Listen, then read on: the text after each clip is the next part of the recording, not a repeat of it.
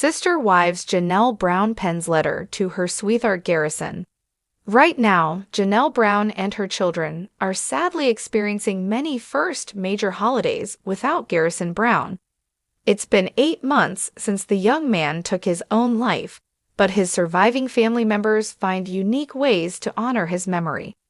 On December 1, the TLC star shared a sweet, sentimental message to her late son on social media. See what Janelle Brown's thinking as her family navigates these difficult times.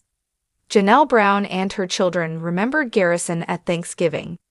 Earlier in the week, Janelle Brown shared that she and her children all gathered to celebrate Thanksgiving. This isn't always easy since they are spread out around the country, but they really wanted to be together this holiday season.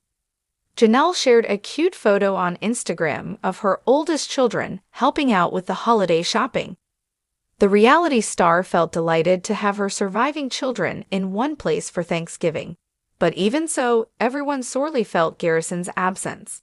First of the big holidays without you, sweetheart. We all gathered in NC to celebrate together and kept your photo close by. Janelle shared on Instagram. In the image, she's holding a framed photo of Garrison holding Maddie Brush's children, Axel and Evie. We laughed about your silly sense of humor and told so many stories honoring you. We ate, played games, and enjoyed each other's company. Everyone is returning home now and normal life resumes tomorrow. But I feel you close by. Sister Wives fans encourage the family during this difficult season. After watching the family on television for 14 years, many fans feel like they know the family personally. Janelle Brown has always openly shared her family and personal life with viewers. Sister Wives viewers around the world felt Garrison's loss. In the comments, viewers displayed an outpouring of love and support. Many shared vulnerable stories about their own loved ones whom they lost to suicide.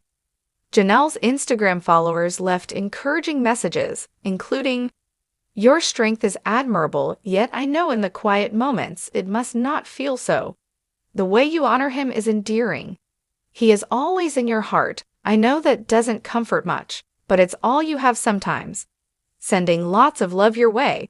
I hope the memories and stories fill your hearts with peace as you get through the holidays. Sending you all hugs and love. He was an amazing soul. Sending you hugs. Garrison will always be with all of you."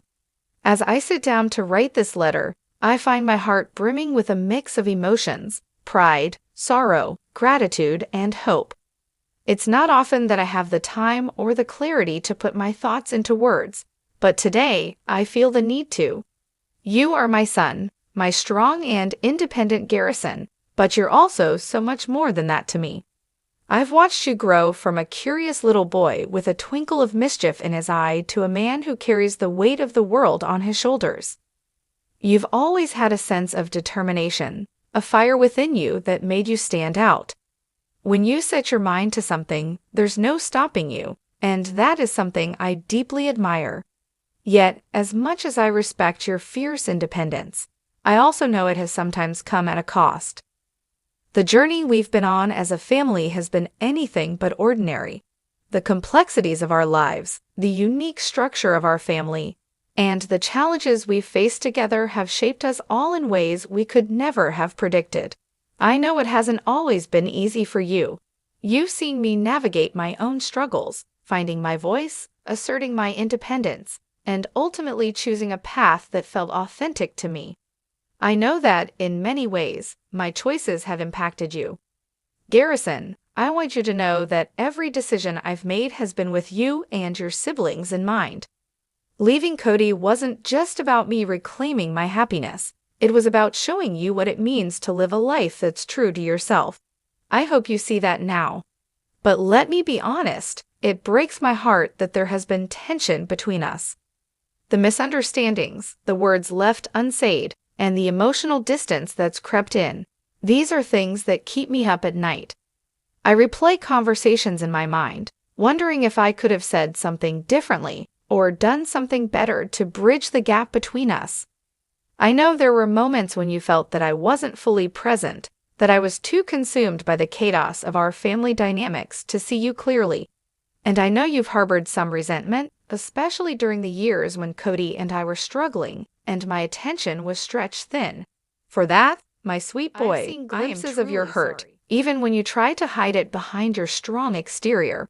It's in the way you sometimes avoid certain topics, the way your words come out sharp when we talk about the past, and the way you pull back when you sense I'm about to press too hard.